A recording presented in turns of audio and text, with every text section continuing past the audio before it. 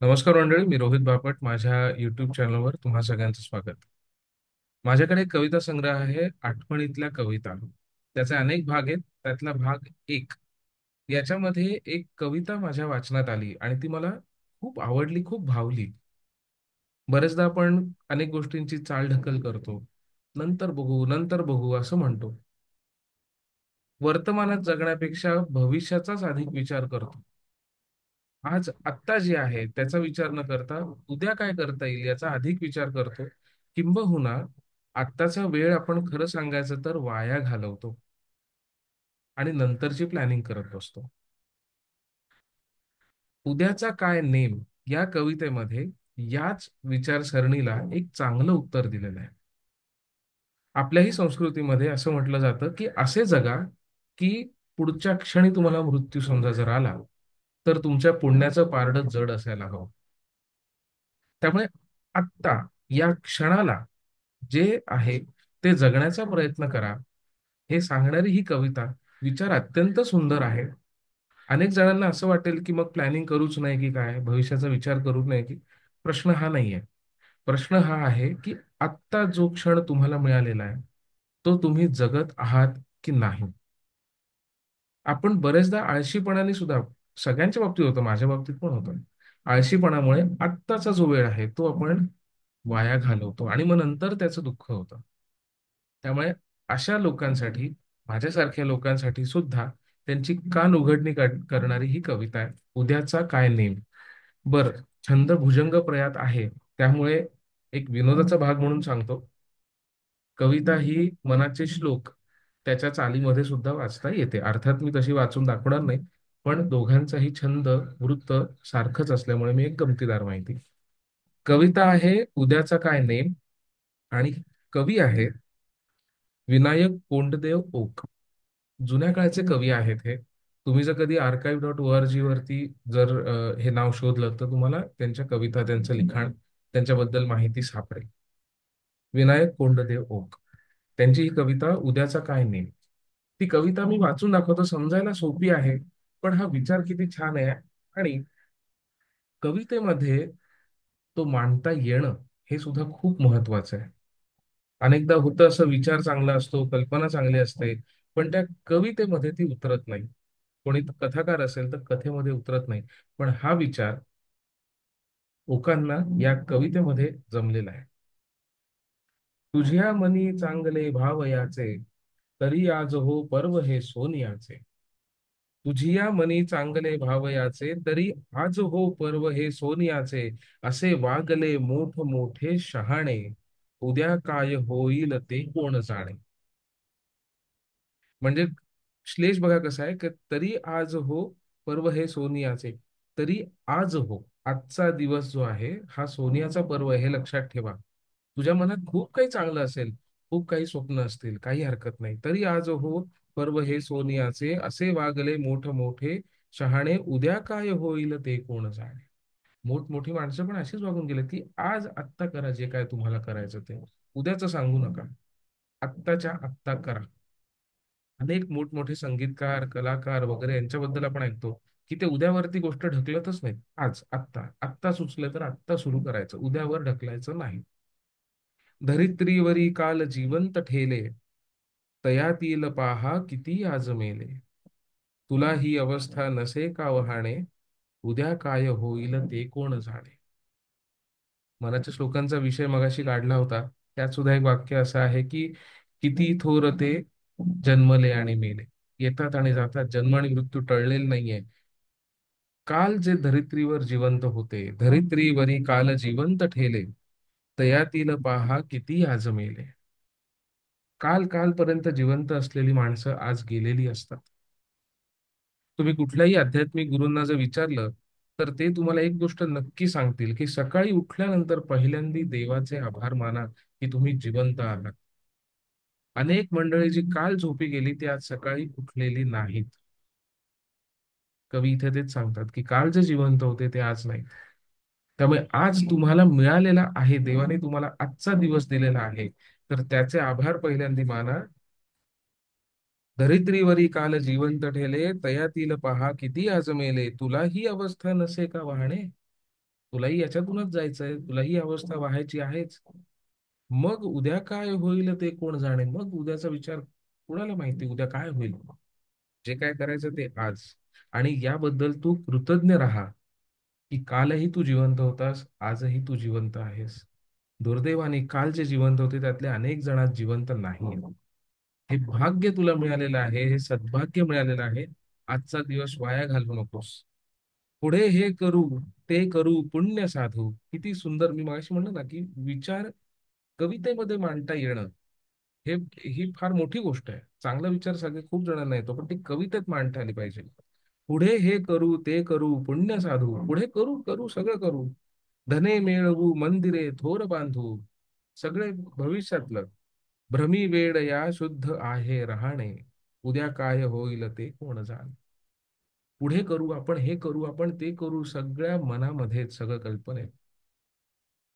असं तेव्हा आपण करू जे म्हणतो ना, हा हे जवळपास शुद्ध वेडेपणा आहे असं कवी म्हणतात. की हे पुढे पुढे उद्या करू, परवा करू असं म्हणणं हा शुद्ध वेडेपणा आहे. उद्या काय होईल ते कोण जाणे. माहितीये का कोणाला उद्या काय होणार आहे, काय नाही. मग आत्ताच काय ते बोला. नंतरचं वगैरे मला सांगू नका काही सुद्धा. त्याच्यावरनं मला एक माझ्या ओळखीच्यांबरोबर चर्चा करत असताना एक सहज विषय निघाला, की अनेकदा होतं असं की आपण काही महिन्यानंतर येणाऱ्या सुट्टीचं प्लॅनिंग करतो. सगळेच करतो, आपण सगळेच करतो. याच्यात चूक बरोबर मी या फंदात नाही पडत आहे. आपण सगळेच भविष्यात येणाऱ्या सुट्टीचं प्लॅनिंग करतो. पण खरं सांगा, तुम्हाला आणि मला तरी माहिती असतं का हो, की आपण तिथपर्यंत जगणार आहोत की नाही. तसा हा नकारात्मक विचार आहे. मला माहिती आहे हा नकारात्मक विचार आहे. पण ही फार विनोदाची गोष्ट नाही वाटत तुम्हाला, की ज्याबद्दल आपल्याला शाश्वती सुद्धा नाही त्याचं आपण प्लॅनिंग करून मोकळे असतो झालेले. अर्थात भविष्याचा विचार सगळ्यांनाच करायचा असतो, त्यात चूक मी म्हणत नाही. पण हे जे मनोरे आहेत ना, की उद्या करू, उद्या जाऊ, उद्या पुण्य बांधू, उद्या आपण काहीतरी करू. भविष्यासाठी आपल्या पुढच्या पिढीचा विचार करणं ही वेगळी गोष्ट.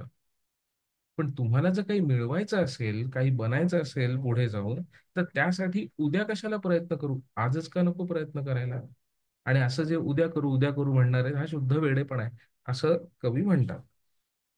भ्रमी वेड या शुद्ध आहे राहणे. शुद्ध भ्रम आहे हा. वेडेपणा आहे. पुढे हे करू, पुढे जाऊन ते करू, हा वेडेपणा आहे. असं काही नसतं. कारण की उद्या काय होईल ते कोण जाणे. कोणाला माहितीये का?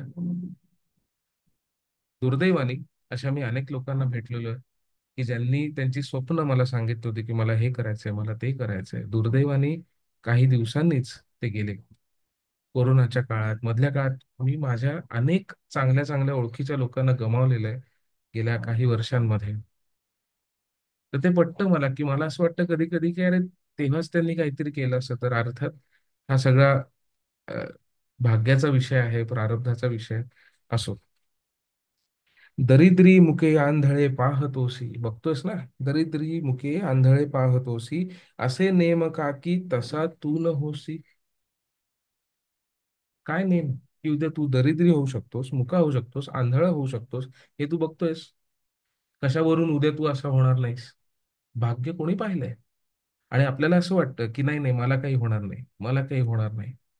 ज्यांना ज्यांना असं वाटतं ना, याचा अर्थ त्यांनी आपला इतिहास वाचलेला नाहीये, आपल्या पुराणातल्या कथा वाचलेल्या नाही, राजाचं रंक झालेलं आहे हे वाचलेलं नाहीये. आपल्याला वाटतं की आपण अमर आहोत, पण तसं नाही, आपण नश्वर नाही. आपल्याला वाटतं की आता आपलं एकदम व्यवस्थित चाललेलं आहे, पण उद्याचा भरोसा आहे काही नाही. दरिद्री मुके आंधळे पाहतोसी, असे नेम काकी तसा तू न होसी. अकस्मात ये हे जिणे दीनवाणे. मी म्हणलं ना मगाशी, राजाचा रंक झालेला बघितलेला आहे हरिश्चंद्राचा आपण. अनेक जण बघतो आजूबाजूला, की जी आज कालपर्यंत एकदम मजेत होती आणि आज त्यांच्याकडे खायला पैसे नाहीत. मुळशी पॅटर्न आठवतोय ना सगळ्यांना. कालकालपर्यंत जे गाड्यांच्या ताफेच्या ताफे घेऊन फिरत होते, आज ते छोट्या छोट्या नोकरीसाठी इकडे तिकडे फिरतायत. काळाची पुण्याई फार मोठी आहे. काळाचा महिमा आहे हा. त्यामुळे ते सांगता येणार नाही उद्या काय होणार ते. अकस्मात ये हे जिणे दीनवाणे, उद्या काय होईल ते कोण जाणे. वास्तवदर्शी कविता आहे. असे आळसा सारखा चोर लोकी, अमोलिक आयुष्य तो चोरतो की. उद्या हो उद्या, हे तयाचे बहाणे, उद्या काय होईल ते कोण जाणे. मी मगाशी म्हटलं ना की आळशी लोकांना कानपिळी आहे ही कविता म्हणते. आळशी लोकांना ही कानपिळी आहे. अगदी स्पष्ट शब्दात. नसे आळसा सारखा चोर लोकी. आळस जो आहे तो भयंकर मोठा चोर आहे. अमोलिक आयुष्य तो चोरतो की. आयुष्यासारखी अमौलिक गोष्ट तो चोरून नेतो. आळस जो आहे तो आपलं सगळं आयुष्य चोरून नेतो, वेळ वाया घालवतो आपला. बरं, आणि वेळ सगळ्यांकडे सीमित आहे, असीमित वेळ कोणाकडेच नाही. आपण त्या अमर मंडळींपैकी नाही. सगळ्यांकडे सीमितच वेळ आहे, लिमिटेड टाइम. आळस केला, वेळ घालवला. हा आळस मोठा चोर आहे. तो तुमचं आयुष्य चोरतो. अमोलिक आयुष्य तो चोरतो की. उद्या हो उद्या, हे तयाचे बहाणे. उद्या हो उद्या, बघू बघू उद्या, पुढे ढकलणं. प्रोकॅस्टिनेशन ज्याला म्हणतात, सध्या त्याच्यावरती भरपूर व्हिडिओज येत आहेत, पॉडकास्ट आहेत, वगैरे वगैरे खूप आहेत. पण प्रोकॅस्टिनेशन वरतीच आहे जवळपास, आहे की आळस आहे सगळं. करू उद्या, करू उद्या, उद्या काय करू, आज करायचं. नाही तर हा आळस जो आहे हा तुमचं आयुष्य चोरून नये. कारण उद्या काय होईल ते कोण जाणे. म्हणून तुला वाटते जे करावे. आता बघा शेवट. म्हणून तुला वाटते जे करावे, करायास ते आज वा लाग भावे. तुला जे करायचंय ते आजच करायला लाग, मनोभावे. मनापासून सुरुवात कर. जे काही करायचं ते आज कर. तुला जे करायचंय आजपासून सुरुवात कर. नाहीतर आळस तुझं आयुष्य चोरून नेणार. म्हणून तुला वाटते जे करावे, करायास ते आज वा लाग भावे. तुझा आजच्या सारखा वेळ नाही. आजच्या सारखा परत असा वेळ तुझ्याकडे येणार नाही. हा क्षण परत येणार नाही. हा एकदा सरला की सरला. तुझा आजच्या सारखा वेळ नाही, विचारून चित्ती खरे काय पाही.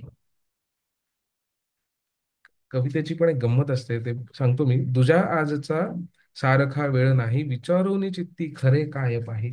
स्वतःला विचारून पहा की आजचा क्षण, हा क्षण परत येणार आहे का? नाही येणार आहे. हा क्षण गेला की गेला. मग कशाला वेळ घालवतोस?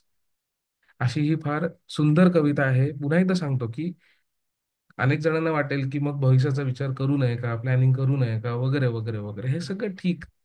पण हे सगळं करत असताना, भविष्याचा बघत असताना, आपण वर्तमानात जगणं विसरून जातो. हे थोडं लक्षात ठेवलं पाहिजे. दुसरी गोष्ट, आळस, चाल ढकल, बघू नंतर करू, नंतर करू, नंतर करू. दुर्दैवाने मलाही ही काही प्रमाणात सवय आहे की नंतर करू, नंतर करू. त्याचा परिणाम असा आहे की माझ्या युट्यूब चॅनलवरती जे खरं तर मी नेहमी व्हिडिओ करायला हवे, तो आळशीपणा माझ्याकडनं घडतो. आणि मी जेवढ्या फ्रिक्वेन्सीनी मी तुमच्याशी संवाद साधायला हवा तेवढं मी करत नाही. ही माझी चूक आहे. सुधारण्याचा प्रयत्न करतोय मी, मनापासून प्रयत्न करतोय. देव करो की यश येवो. पण हे घडतं. हे घडतं, आपण पुढे ढकलतो, चाल ढकल करतो. त्याच्यावरती ही कानपिळी आहे की उद्याचा काही भरोसा नाही. विनायक कोंडदेव ओक यांनी ही कानपिळी आपल्याला केलेली आहे. आता तुम्हाला एक गमतीशीर सांगतो या कवितेमध्ये, बरं का. पूर्ण कविताभर जे ध्रुवपद आहे, या लँडिंग लाईन ज्याला म्हणतात, ती उद्या काय होईल ते कोण जाणे. सगळीकडे हेच आहे. संपूर्ण कवितेमध्ये शेवटची ओळ काय, उद्या काय होईल ते कोण जाणे, उद्या काय होईल ते कोण जाणे. पण शेवटचं जेव्हा कडवं येतं, शेवटचं कडवं, तेव्हा उद्या काय होईल ते कोण जाणे लिहिलेलं नाहीये. शेवटचं वाक्य आहे त्याच्यात, विचारोनी चित्ती खरे काय पाही. काय असतं प्रत्येक, मी मी मानतो याला. कवितेचं झालं बोलून माझं, म्हणजे मला कवितेवर जे बोलायचं होतं ते झालं, भावार्थ सांगायचा होता तो झाला.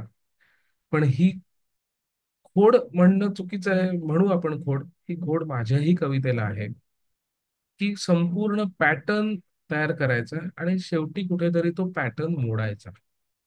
या कवितेमध्येही तेच झालं. शेवटपर्यंत पॅटर्न राहिला, पुढे काय होईल ते कोण जाणे. आणि शेवटच्या वाक्याला तो पॅटर्न. माझ्या कवितेला ही खोड आहे. कविता संग्रह माझा प्रसिद्ध होईलच काही दिवसांनी, त्याच्याबद्दल मी मागच्या व्हिडिओत बोललेलो आहे. पण मी त्याला माझ्या दृष्टीने असं बघतो की एक दृष्ट लागू नये म्हणून एक छोटीशी खोड काहीतरी देव देतो. आता आपण नवीन गाडी घेतली समजा आणि ती कुठेतरी थोडीशी घासली, जो जो ज्याच्याकडे आहे गाडी, तो त्याला हळहळ होते की अरे एवढी नवीन गाडी आणि हे काय झालं. पण जो अनुभवी असतो ना, तो म्हणतो बरं झालं आता दृष्ट नाही लागणार. तसंच काहीतरी कवितेची खोड असते. माझ्या कवितेला ही खोड आहे की एक कुठेतरी असं वेगळं काहीतरी होतं, पॅटर्न सोडून, ते सोडून काहीतरी वेगळं होतं. तसं या कविते मला मला दिसलं आणि याच्यामधून तुम्हाला कवीचं जे अंतरंग आहे ना, त्याच्यासोबत थोडं डोकावता येतं बरं का, थोडं डोकावता येतं. कविता भुजंग प्रयागमध्ये आहे, वृत्तात बांधलेली आहे, त्यामुळे ते बंधन आहे. विषयाचं बंधन आहे, शब्दांचं बंधन आहे, सगळी बंधन आहेत. पण कवी जो आहे तो मनातून खरं तर बंडखोर असतो. बंडखोरी ही कवीच्या रक्तात असते. मग या सगळ्यामध्ये बंडखोरी कुठे करणार आपण? शब्दात करू शकतो. कवीचं शस्त्र हे शब्दच. त्यांच्यामध्येच तो विहार करत असतो. मग त्याच्यात त्याला जिथे बंडखोरी करायला जागा मिळते, वाव मिळतो, ते म्हणजे त्याचे शब्द. आणि त्या कवितेमध्ये एक कुठेतरी तो या सगळ्या पॅटर्न मधून बंडखोरी करतो, बंड करतो आणि तिथे ते वेगळं असं दिसतं. या कवितेत मला ते दिसलं. सहज म्हणून सांगितलं, माझ्याही कवितेत मला हे असं जाणवतं. हे मी यासाठी म्हणतोय की चला कविता लिहू असं म्हणून लिहिणारा मी कवी नाही. सुचलं तर लिहितो, नाही सुचलं तर नाही लिहित. अगदी सोपं. पण ते घडतं माझ्या हातून. तसं मला या कवितेमध्ये दिसलं. हा संग्रह ज्यांच्याकडे नाही, मी म्हणेन की त्यांनी जरूर घ्या. चार चार का पाच भाग आहे त्याचे. सगळे घ्या. जुन्या जुन्या कविता पुन्हा तुम्हाला वाचायला मिळतील. जुने कवी खरंच कमाल होते. आणि हे काय झालंय, काळाच्या ओघात विसरून गेलो आपण या कवींना. विनायक ओक वगैरे असे खूप आहेत, कवी बी आहेत. शंकर नारायण आठवले आहेत, खूप जण आहेत, त्यांची आपण नावं पण विसरून गेलो जवळपास. कवयित्री सुद्धा खूप आहेत बरं का, ज्यांना आपण विसरून गेलेलो आहे. त्यांच्याबद्दल मी वेगळं बोलीन कधीतरी. पण तुर्तास एवढंच. ही कविता तुम्हाला कशी वाटली नक्की सांगा. हा कविता संग्रह आठवणीतल्या कविता भाग एक, त्याच्यातली ही कविता होती. आवडला असेल तर लाईक करा, शेअर करा. तुमचा विचारही मला ऐकायला आवडेल. तुमचा अनुभव मला ऐकायला आवडेल. पुढच्या वेळी भेटू पुढची कुठली तरी कविता घेऊन. तोपर्यंत धन्यवाद.